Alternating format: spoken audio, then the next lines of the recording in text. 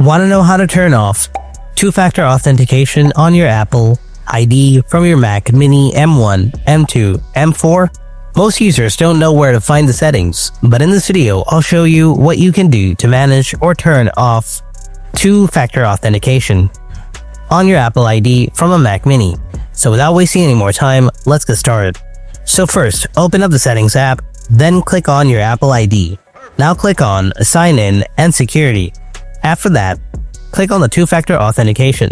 Now here, you need to click on the minus icon under the trusted phone number.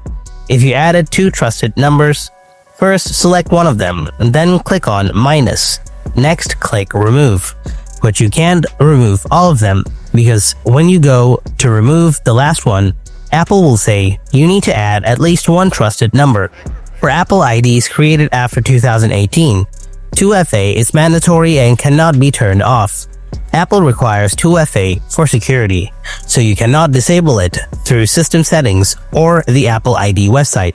And that's all. Hope you found this video helpful.